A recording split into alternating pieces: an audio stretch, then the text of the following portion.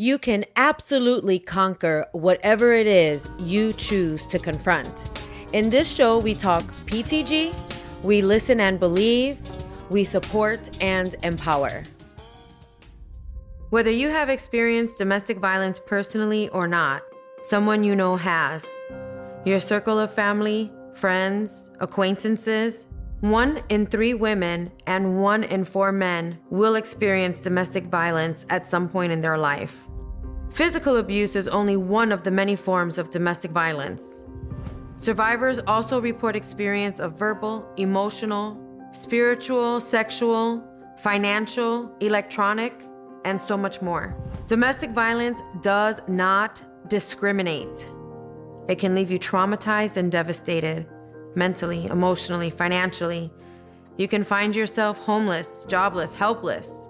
The list can go on. There's blankets of insecurities, triggers, doubts, and other residual effects that become hurdles that impact our life as we do our best to move on. Many people associate butterflies with a sense of freedom. We've been taught along the way to focus on the transformation that takes place inside of the cocoon.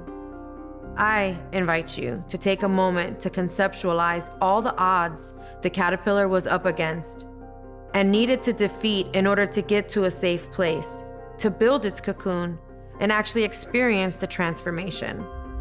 My name is A. Garcia. I am a mother and survivor of a double attempted homicide.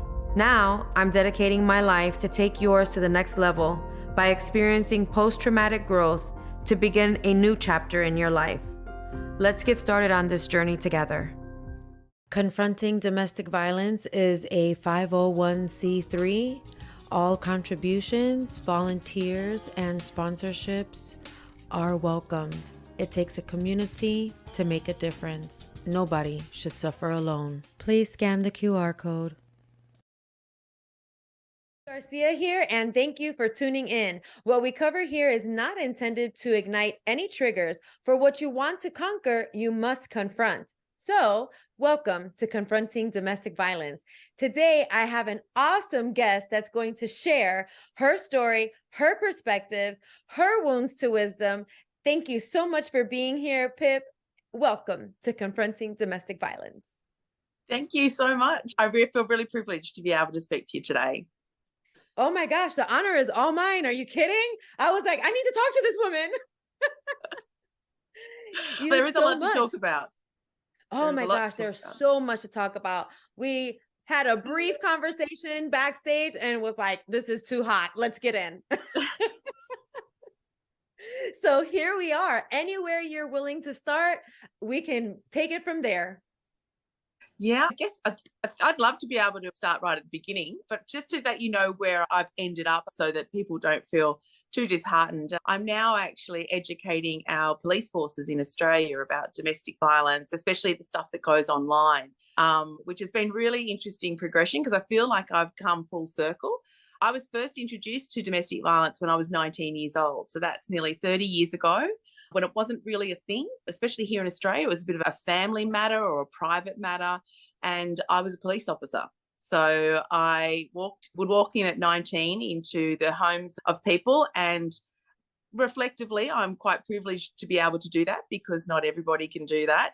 And possibly at the worst times of their lives when they were having conflict or arguments or full-on fights. And there was a lot of abuse going on. And as you can imagine, it's quite confronting for a 19-year-old. I didn't really have a serious boyfriend. I probably hadn't had serious relationships. I didn't understand dynamics. And I really only had known my parents. And they were quite feisty at some times, but certainly not to the extent that I was seeing. And so the person that I dealt with first was a victim who had actually bashed her husband over the head with a frying pan. It's classic. Obviously, it was quite confronting in the sense of working out who was the victim and who was the offender. And that can be very difficult for a police officer who has not been privy to the history that's gone on. So from there, I went on to spend about 18 years in the police force. I became a specialist, especially in the fields of alcohol-related crime. So that had a very strong relationship with domestic violence, and so did pornography, as well as child sexual exploitation material and the gaming industry as well. So we had lots of influencing factors around the causal factor of domestic violence, which for us here in Australia, we've had a lot of royal commissions into what that is. And it is that male primacy, that misogynistic attitude that men are in charge, that they have the last word, that they can make all the decisions, and they have complete control and power over the people in their family units. Wow, you said a lot of things in that short expert there. So in the United States, I've done a lot of research over the years, and in the United States, domestic violence is one of the most dangerous calls to respond to. Would you say that it's the same for you guys? Oh, definitely. And it always has been. The majority of our homicides or murders for police officers have been at domestic violence because you don't know what you're walking into and what the capacity is. We're a bit luckier over here in Australia. In 1998, our Prime Minister changed the legislation around firearms. So you're not allowed to have a firearm in Australia without a license. So we had a really terrible incident here in Australia in 1996 where we had a massacre and we had a lot of people, like I think it was 18 or 28 people murdered from the access that the firearms gave the murderer. So our Prime Minister reacted and actually legislated firearms needed to be licensed and needed to be registered. So that for us was quite transformational because it reduced the amount of access that offenders had. And as you can imagine, it would also have a massive impact on domestic violence. But it was also the police turning up as well to those incidents where they were at risk if that home or that house actually had a firearm, it was easily accessible to them as well. So just that did see a bit of a downtake, but we've still seen police officers being killed at domestic violence incidents because quite often it will just be a simple report of, oh, there's two people fighting where you actually don't know what the circumstances are until they got there. Oh my gosh. And I actually used to sit on a citizens review board to learn about different complaints that are being put against officers. And I had the opportunity to work directly with internal affairs and actually receive like hands-on training with the police officers.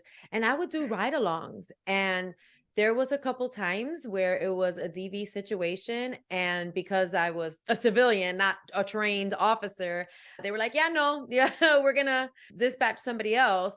And that's when I started to understand that, yeah, police officers are putting their lives at risk. Officers are putting their lives at risk in responding to these things because at the end of the day, a crime is a crime, but domestic violence is where your emotions are raging. And when your emotions are involved, your adrenaline is out there, way out there. Like I've literally read where people were able to run through a wall, like the old school commercial of the Kool-Aid man. Like their strength is impeccable because of their adrenaline from their emotions.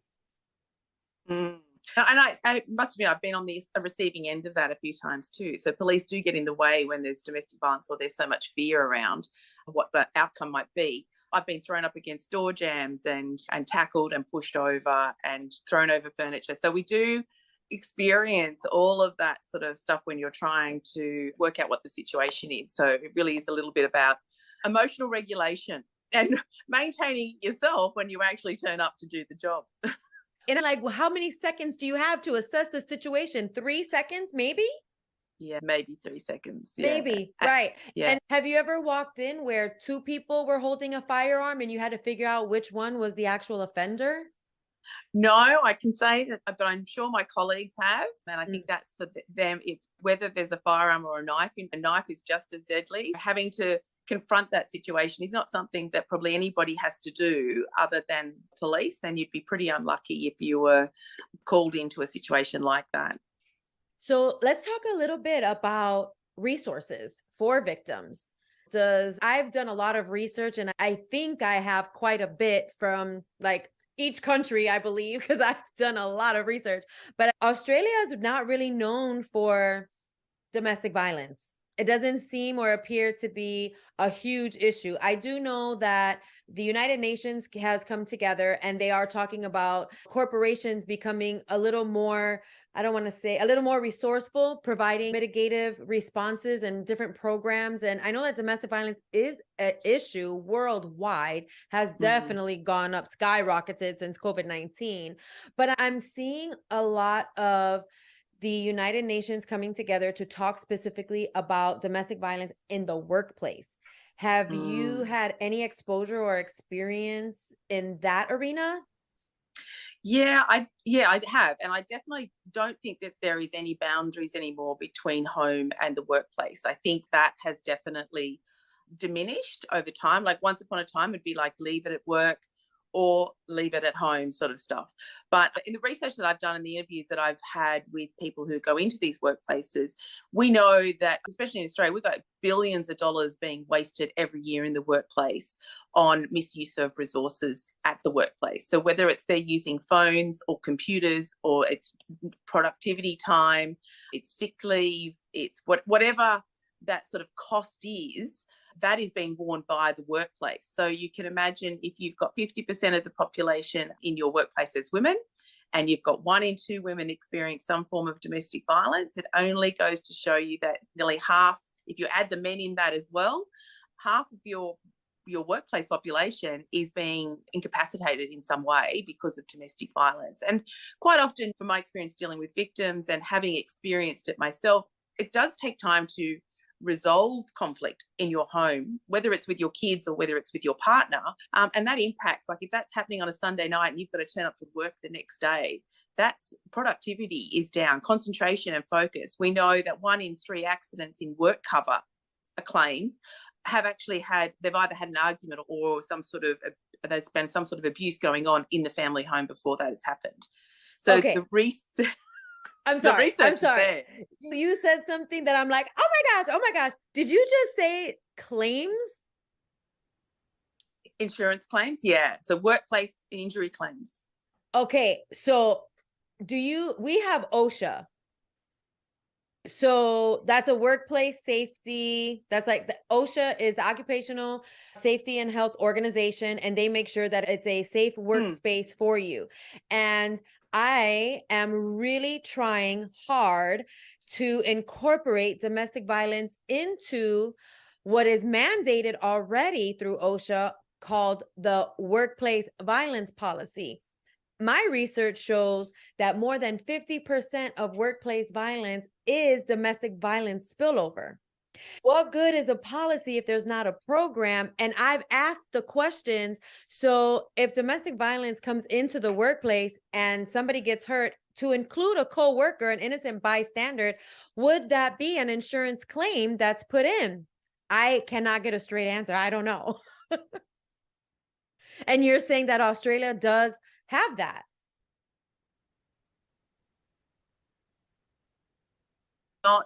It's not claimable, but it's impacting on the workplace. So therefore, there may be like potentially claims around what did the workplace do to create a safer environment? How did they protect their employees? Or how is the workplace not liable? So it's that we've got workplace policies here for domestic violence, and we can make disclosures at work about DV and not be discriminated, but there is still a very big lag around what do you do for those people without infringing on the productivity of work. And sometimes, in many cases, the stuff that's going on at home is obviously might be playing out in the workplace. So it's not a fact that she's not capable or he's not based on productivity. It's more a fact that there's been an impact and there's no protective mechanisms around them. Like we have a program over here where they can get a free phone to be safe online, so they can have a phone at work, which is really good. So that works well for victims who are very controlled at home and don't have or are having their tech monitored and stuff like that. So there's lots of avenues that they've taken up here which have worked really well, so to help get the support they need and contact the people that they need to contact. And thank you for sharing that, because based on what I'm hearing, it's like you would treat and provide the person that is trying to fight for their safety the same way that you do for those that have gambling problems, porn addictions, and alcohol addictions. There's resources for those individuals that are going to work that are dealing with their mental health at home, and they're using those outlets as escape tools that also impact their productivity and how they show up. And it's like when it is for safety, you would think that there would be more support or help. I know you said you're not discriminated against, but yeah, it definitely goes back to that actual help, the transformation and the transition from being Mm. unsafe to safe. And then what are you guys doing for those that are still working at home in that environment? Is that considered a workplace environment? Oh, yeah, definitely. And we've seen a big transition of that. Similar, our online space is also a workplace now. So that's what I'm saying. There are no boundaries anymore about what is a workplace and what is not, which that's why workplaces have to step up and really have people that are trained or have people that can respond to some of the disclosures that might be made and do it appropriately and in a sensitive way, and so that the victim feels supported, because by that time the walls are just broken. There is nowhere in the world that she feels safe, is what we found. And that, along with all the 30 years of media that have told us that women aren't safe anywhere, not in a car park, we're not safe in a park, we're not safe at a pub, you can't go anywhere without some sort of threat happening.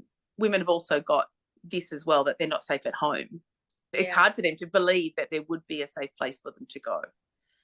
That is so true. I actually had a doctor that has written a lot of books, and she suffered a murder. Her husband was murdered, and she found out about his underground life because of his death. She had no idea about it while she was married, but that's what it took for her to discover these things. And she's been going through a lot of post-traumatic growth and seeking help to rebound from all of that. And one interesting thing that she said is, if you ask a man, when was the last time you felt threatened or afraid for your life? They will have to sit there and really think, like, Yeah. when was that? And the answer is almost laughable for a woman when they Yeah. hear it, because we can speak on it right away without taking a second of thought and have a whole list of when we felt unsafe or threatened. Yeah. And so I want to share that I did pull up an article that I had about Australia specifically, and it says that the Champions of Change Coalition says that 62% of women who experience domestic violence are in the paid workforce. Up to 78% of perpetrators carry out their abuse during working hours using the workplace resources. Yeah. That's So high. yeah, that is really high. And like you said, Yeah. like 50% of your task or of your force, your task force can be victims or going through something and actually need the help. And based on what you're saying, productivity going down and the attitude or the moods or whatever's happening at work, think about the people that they're sharing that with. Now they're concerned, now their productivity is going down. And if there isn't a formal program that's actually in place where if somebody is reporting something or sharing something like that, if it has anything to do with human safety, it should be reported. There should be a structure, there should be a program in place so it can be mitigated. Because really, first responders in that type of setting are your security officers, not law enforcement. They're the first responders. And most of the time, they're contracted out. So they're a third party not receiving any sort of formal training that the corporation has. They have their own. And then most of the time there's like a pool, and there's a constant change of shift and personnel and high turnover. So it's like, how do you really protect and communicate, respond and mitigate in that type of setting? And it's just, I think that some sort of legislation has to take place where corporations are mandated to have a reporting structure and resources like they do for other employees that are struggling in their lives. And how we go about that, I think it's going to be a while, but that's what these awesome nonprofits popping up left and right will make a difference is doing. And I hate to bring up the Me Too movement in a way that downplays the impact it truly has because of how quickly it fizzed out. Yeah. You don't hear about it anymore. And it's interesting because I guess I'm in the space, so I do hear about it. But I Okay. guess what's happening, what I'm saying is that people are less likely to share their story because of the tone deafness that goes on, because they're not seeing the outcomes that would be appropriate happening. So for here, I don't know about you, but over here we have what they call the slow moving beast. And it's the oh, we're promising change, but that's not coming in for another 2 years. And you think, what happens? How is that going to inspire people to come forward? So we've seen a massive uptake of reporting in domestic violence, but the response is still the same. So people are disillusioned by the response because they're not getting the outcomes that they want. And I guess the problem is the structure that was set up by men for men many years ago needs to be transformed into a space where not everybody wants to go down the legislative process. Some women just want it to stop. So how do we do that effectively? So that is a measured outcome. We've got intervention orders over here, which are very effective, but you still have to go to a courthouse. Otherwise, you go to a lawyer and you send a letter, which really, in the court system, then doesn't have any power to say, I've told him to stop. So you've got these, you can give notice of intention to separate. I'm not happy with your behaviour. This behaviour needs to stop, otherwise I am leaving. But then that will immediately trigger off family court proceedings. Again, they're in another system. We've got child protection systems, we've got civil protection, and we've got the police, and they are the systems that exist for fairness, but they are definitely not effective in the family violence space. And I'm really lucky that I did a lot of studies around our family court about 20 years ago, just before they changed. And what we have now is nowhere near what the intention was when our family court was set up in 1975.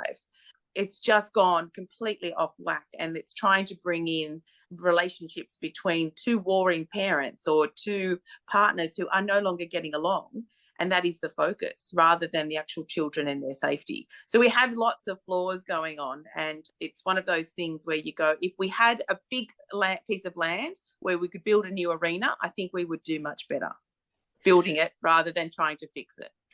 I agree. Yeah, we have the slow moving beast over here too, which is why I think people try to just make a difference independently opposed to waiting and going that route for sure.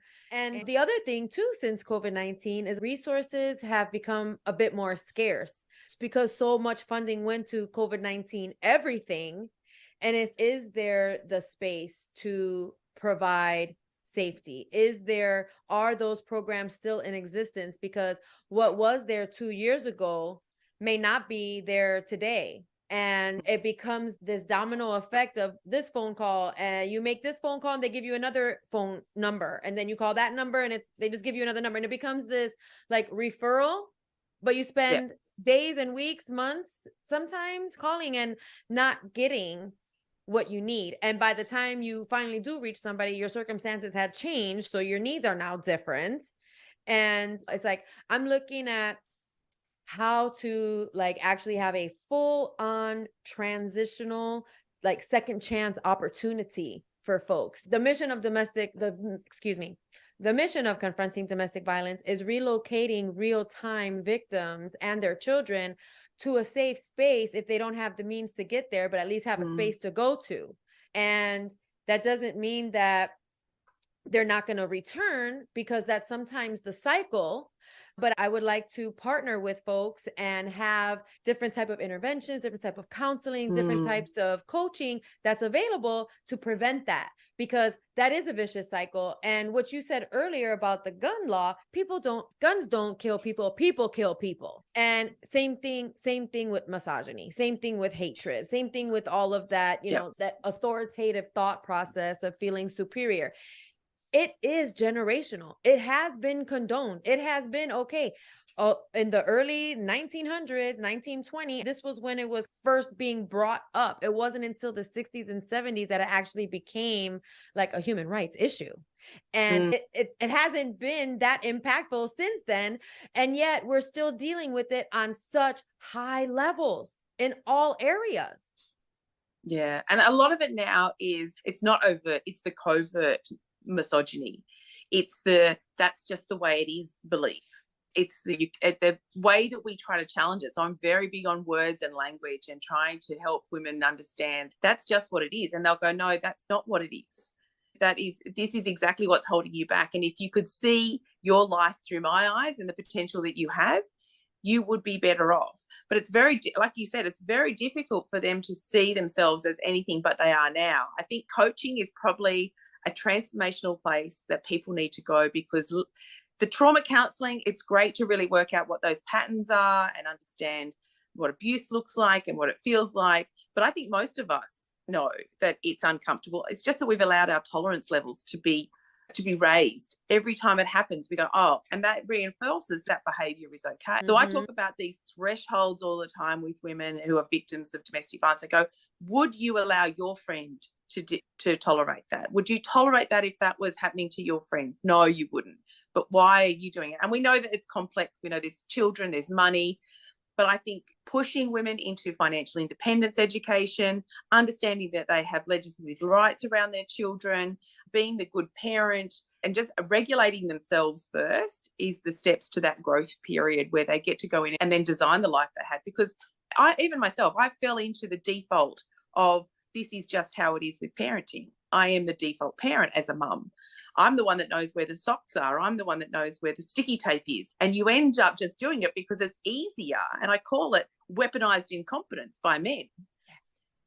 They pick and choose what they want to do. And it's not that's a bad thing. Like, I was happy to help out my family, but it's only when you really realize how much time you spent doing that and the cost that it's been to the life that you really wanted to have. And I don't think many of us, and not many of my friends, sit back and think, what was I dreaming of when I was 23?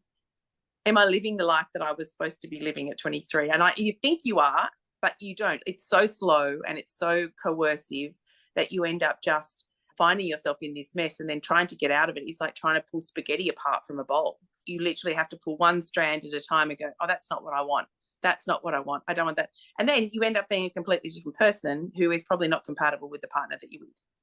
That's right. And that self-regulation, I think that emotional intelligence and domestic violence should be a part of the school's curriculum starting in junior high when they're talking about sex ed and the anatomy of your body and puberty and all that other kind of stuff, because during that time, your hormones are out of control. Your understanding is gone because your brain has already separated. And it's like you're just exerting and or having these outbursts, not even understanding why, because there's so much confusion behind who you're becoming during those puberty stages. And if it's not checked, if it is tolerated, if it is condoned during those dating years of, what I still call adolescence, teenage, young adults, that's how I believe it's like a snowball effect. It just continues to escalate until it gets to a point where the woman is, or the man is, completely broken down, has totally lost themselves, because what you said earlier, it became like this covert thing. And it is very unknowing. covert. I'm sorry? Some of it's so covert that it's just a level of acceptance, because it's this, what they call that cognitive dissonance, where it goes, it doesn't feel right and it doesn't look right, but that's just, it's not causing any chaos. So I think that, especially for domestic violence, we're expecting people to wait until it explodes, where they're waiting till it's so chaotic, when really that's not when you should be leaving. It should be in the space where it is calm and, you know what, this is not how I want to live my life anymore. This is not the relationship that I want anymore. That's when you should be able to leave.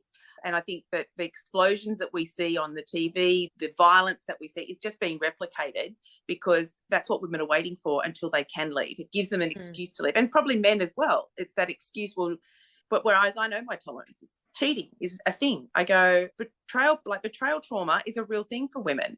And I don't think that many of us come back from it. And I'm sure I've spoken to men who don't deal with it very well as well. But men and women think differently about sex. And when you were talking about that through adolescence, I think, where did we learn to have sex as adolescents? A friend? And I'm going, where do men go to porn? That's what so it's unrealistic. And then we're learning off the men as that relationship evolves. And if you've got somebody who is fixated on the sex or is diving deep into porn, it's like they're going to come out with a completely different expectation and experience, which then sets them up for relationships. So you know that when you're 19 and 20 and you're still finding yourself, you're going, oh, this is different. Oh, this is a different relationship. And you're not sure which one you should be looking for.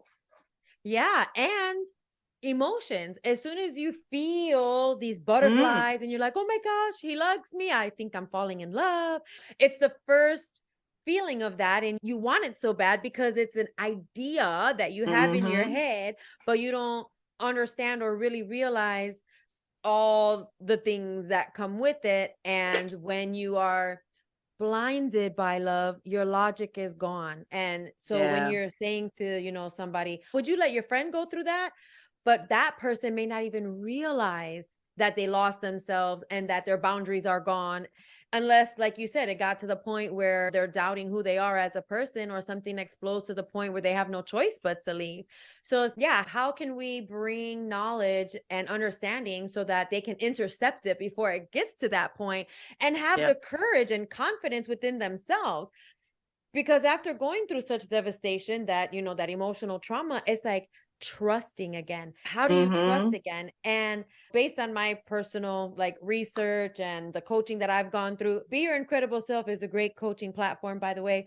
But just being able to really identify that the trust that has to come from within really needs to be trusting yourself in order to see what somebody is about, or the red flags, or understand, hey, that's a lie and I'm not going to tolerate that. It's not Yeah. so much about trusting somebody else, it's trusting yourself around other people, or letting those people around, you, whichever direction it's going.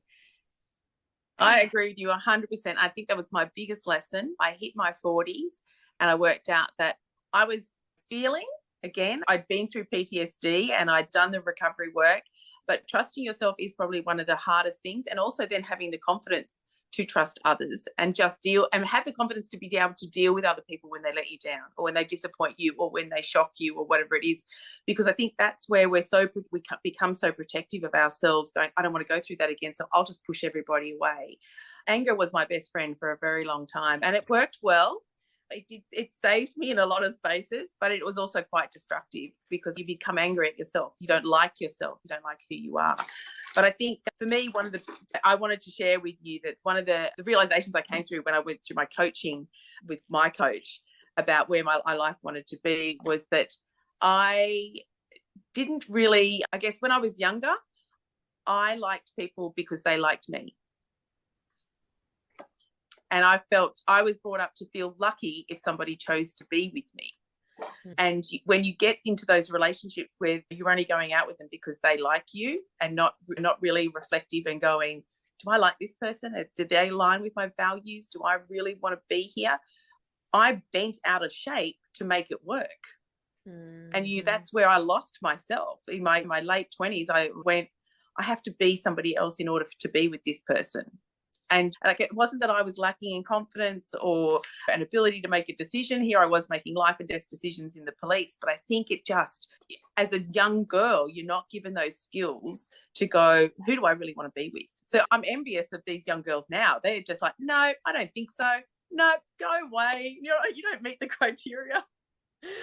I hear you on that one. I'm like, wow, look at these youngins. Yeah, and I am so proud that they have the voice and the confidence, because it was definitely not taught to us. Our generation was more, you made your bed, you lie in it, you make your decisions, you suffer the consequences, figure it out. Mental health was not a thing. The internet was not around. Finding actual resources was like a good luck, a needle in a haystack. Friends were really all that there was to turn to. And what good can a friend do other than listen when you're so young and you don't have the resources, or know, and or are ashamed? There's so many people that don't even share it because of that too. It's just this stigma that has been around for so long. And my whole thing about changing the paradigm and bringing post-traumatic growth to the forefront and the attention of folks is because these things are not taught enough. The word confront does not mean let's get combative. The word confront means that you care about something enough that you're seeking resolution, and you want all parties to come together to do that. And hence confronting domestic violence. We want to make a change. And it just gets to this difficult space when you realize that there's as many people that are against it as many people as condone it. And it's so disheartening, because it's like, what do you do when it's that even match? And even though they say, oh, there's so many more women than men, 7-1, is so what? The statistics are 1 out of 3 women, regardless. Yeah. So what do you do with that? It's 1 out of 3 is a lot. What are we not doing? And how are we not stopping it before it happens. And it's not that we as outsiders can do anything for somebody else, but for the other person to see it before it becomes too late, because domestic violence is a slow motion to death. It's a pathway. Yes. And it keeps you on a figure eight cycle that just keeps propelling you in and out and in and out. And I just think if people can see that pattern in their relationships, whether it's with, like I said, children or parents or siblings or their partner, you've just got to be able to manage. If you can manage yourself and stay safe, then that's okay. I think that's where the greatest growth comes, is that when you work out that everything is your fault and everything is your problem and everything is your responsibility, and you can't change everybody else, then that piece of growth is like, they start to fade away, and the impact that they have on you is a lot different. I can manage my sister for about an hour and a half before she starts to grate on me. And I love her. She's funny as all hell. We've been together for 45 years. But you just go, I can only go there so long. Yeah. Because she knows she can pick on me. But it's not that intimate, but she knows a lot of details about me. So she knows where to hurt me. And while I take it with a grain of salt, but it's the same with a partner. They know what they can do and the capacity. And I think women need to realize that every time there's a threshold that's lifted, they do something a little bit more. Like, even if it was just he sent a text message to a girl, the next time he knows that you can tolerate that, it'll be, I'm going to just go and meet her out for a drink. That's right. And then it keeps going up. If they don't get it, they can't pull back, because it's just a lack of respect. They haven't got the respect to go, actually, I want to be with this other person. And that's that. I've done a lot of work around betrayal trauma, mainly because that's one of the issues that I would confront in a police capacity, which I could not support. I said, I can't do anything about him cheating on you. I can't do anything about his parenting, and I can't do anything about your finances. But I know that's the reason that I'm here today, is because that's why you're fighting. That's why you're arguing. But I'm here to stop the violence. That's right. And that's where you talk about when we refer them out to services, and even in my role now, finding the right service for the issues. The problem is there's so many issues, and they're all intertwined and complex, that they need like a whole team. Yes. And that's not feasible, and it's not possible to be able to approach all the issues at the one time. So yeah, really prioritizing what those issues are, what the concerns are, and what the impact has been will help people identify for themselves what they need. And I don't think when police ask, what can we do about it, or what do you want us to do about it, that's a problem. The victims don't know. They don't. Absolutely not. They don't know. And you said a couple things earlier, too, where, when you start isolating yourself, that right there is a flag. Because if your world is caving in and you're no longer being social, you're no longer seeing family or friends, or even feeling like your happy, joyful self, you're in a situation, period. Yeah.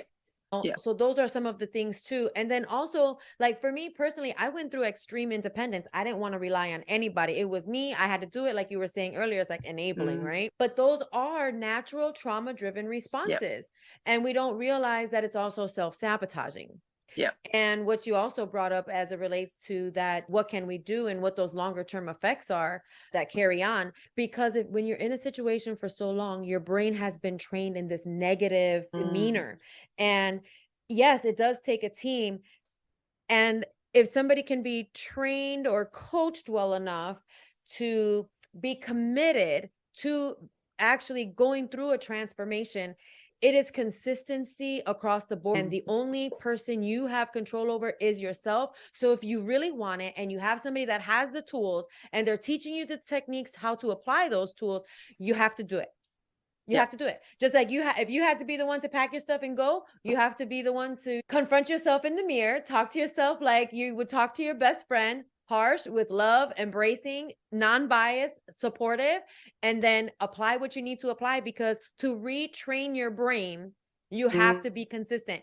It takes 6 to 12 months to break a bad habit. It only takes 21 to 28 days to create a new one. So if you start creating that new one, by default, it will replace the negative. And there you start on your post-traumatic growth. Because I have this saying, I have a couple sayings, but if you don't know who you are after the trauma, that's totally fine. I know you know who you're not. And if you just create your boundaries around that, who you're not, you're already at a good start. Yep. And don't bend them, because once you bend those boundaries, you're responsible to what happens from there. Because it goes back to the respect, like you said. You don't have to accept it, but you better respect it. Yeah, that's exactly it. And it's great because I love that introduction, because that's exactly what I did. So in 2017, I actually moved to New York for a month, 28 days. I went there to change my behavior and find out who I was without my ex-husband, because I just didn't like the life that I was living. I had a perfect life, 4-bedroom home, pool in the backyard, 2 dogs, 4 children. But I was so unhappy and I was so miserable. And I went over to New York and I spent every day doing something that I like to do. And I forgot that I'd actually like doing that.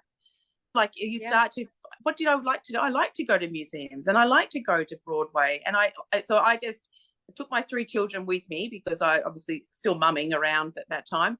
And it was brilliant. And I came back and I asked for a divorce, because after 28 days, I had worked out who I was without this codependency of thinking that I had to make my life around him and around what we had created, which it really had and I say to him, it had nothing to do with you.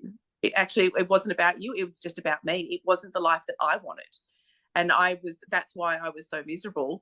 And hopefully there was a lot of after that. But that's when you separate that and go, it's not whatever he did to piss me off or make me angry or whatever. It really had nothing to do with him. It could have been anybody, but he was just the closest source. And so how did your kids respond to that? Were they supportive? Oh, very, because I think that they saw a different version of me. So and that's where I do some work around all the versions of me in the past have created the person I am today, but I've had to work really hard to uncover them and unlayer them. And from what I've been able to create and the opportunities that I have found since just following what I love to do or following what I was interested in, rather than being impacted by what I thought other people wanted me to do and be, has been it's been transformational for me. And that's where I found the growth in terms of the trauma. The trauma was meant to come because it was like shaking the snow globe and waiting for it all to settle. And then that's when I really worked out. And I invented my new boyfriend is called Jed. It's somebody I don't have to justify, explain, or defend myself to. And when I put that criteria up against a man, I just go, yeah, sorry, you're either not going to, I'm like the 23-year-old now. No, sorry, not enough. No, too much. That's right. Oh my goodness. You are a definition of post-traumatic growth for sure. Just everything you've been through, exposed to, and what you're doing and how much you're helping the community and giving back. That's so beautiful. And if you want to share anything from the people that you help or your own personal wounds of wisdom, I am happy to have our listeners hear that, because this has been such a profound conversation. I feel like we could talk for 3 more hours. Yes, there is. What would I say? Here, how about are you familiar with any resources that people can go to right now in Australia? If we have listeners in Australia that are going through something, do you have a hotline? Do you have an organization or anywhere that they can access? Yeah, so we've got our 1-800-RESPECT number, which just transforms into the numbers that are on the phone for respect. But we've also got a number of NGOs, so our charities and organisations that they can find just by Googling. It's just TV services in Australia. And we've also got our sexual hotline as well, a sexual assault hotline as well, which is Full Stop Australia. And I think they're probably the 3 main ones. We've got a men's line or a men's referral centre as well. So we do cater for a lot of the stuff that goes on in the community as well as in the homes. But again, what I'd love to see is a new system that is brought in where people aren't struggling and aren't waiting to get the support that they need. And I think you guys have got some great telehealth resources over there that we would love to see here in Australia. Yeah, I think we need to share notes on both sides and combine forces, to be honest.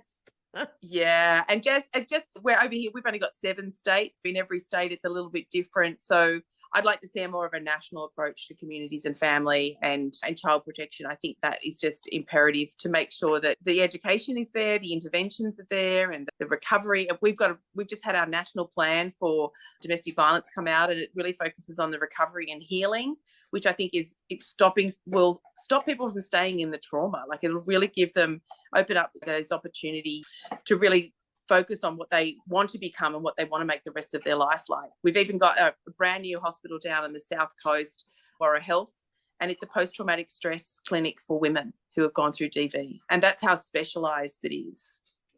Wow, I love to hear that. I love to hear that there are these resources and communities, buildings, and people that's available. We definitely need to combine forces. Yeah. There's always room for growth and a need for more, that's for sure. And it's sad, but it is true. Yeah. And I guess for my words of wisdom, I've just thought about that, and I just choose now to be happy. I think I'm a bit like Larry, happy as Larry, whatever the weather, whatever the circumstances, you've just got to work out whether or not it's for you. And I'm a big believer in time. I think that the world and the universe do deliver what you can handle, but they also deliver lots of opportunities that we are often blind to because we're so consumed by the trauma. And being able to have that skill to flip it around is incredible. And that's one thing I was going to say is that you just hit it on the head again, where when you're in the trauma, you don't know where to go, where to seek. And if you speak out and share, call somebody that you trust, talk to somebody that you know you can confide in, have them, an outsider, try to help and get the resources, because you're so devastated. It's like you're just mechanical. You're moving on, but you're not moving forward. You're just going. It's mechanical. And it's really important to speak up and speak out, because a closed mouth doesn't get fed. And so many people have been through a form of domestic violence that as soon as we hear somebody is going through it, we automatically want to help. It's like instinctive. Yeah, it is. It's like a hidden language that we just know what they're going through. You don't even have to describe it. We know. And I think that's really important, that people and get a strategy. Like, defendants, especially offenders, have always given a strategy to get out of being accused of something. And I think victims actually need to look at it as, I need a strategy to minimize the harm for this, or to protect my children. That is literally what it is a strategy to build your confidence, build your boundaries, and maintain them, and find the people that will support those. Because having someone tell you that, oh, that's just the way it is, I think can be the most devastating piece of advice that anybody can give. And I think that's the most common piece of advice I've ever heard is, what are you going to do about it? It's just the way it is. And you sort of sit there and you go, I'm a change maker. No, I literally, it is my whole job in life is to create change, to make it better. So don't tell me a no, because now I'm going to go and find a way to do it. That's right. See, that's that strong mindset of a woman. Let our listeners know where they can find you. Yeah, so you can find me at piprae.com. It's Piprae. And I've got some great words of wisdom there, especially around that emotional regulation stuff. But also I have an investigations page as well to help women strategize their exit, or certainly work out the systems here in Australia, called Upstream Investigations. And it comes from the Dennis, I think, what's his name, Tutu philosopher, who said that we need to go upstream and stop them from falling in, instead of fishing them out at the end of the river. So it's very much about finding those preventative strategies for women and just building their confidence to say, I'm not going to tolerate this, before it gets to a point that needs intervention from police or the courts. I'd like to see less numbers on the stat sheet. Yes, we all do. And we support that cause for sure. And thank you so much for being on this show. We're going to have your link down at the bottom in caption for everybody. And I just want to say thank you so much for being here, being open, sharing, and giving back, making a difference. Thank you. And thank you for all the work you're doing as well. We can't get enough of it. What is the name of that national policy that you said? It's the National Plan to End Violence Against Women. National Plan. Okay. We've got one for National Plan to End Sexual Violence, as well as child abuse. So there's 3 plans that they brought out for the next 10 years. I love it. Confronting Domestic Violence is a 501c3. All contributions, volunteers, and sponsorships are welcomed. It takes a community to make a difference. Nobody should suffer alone. Please scan the QR code.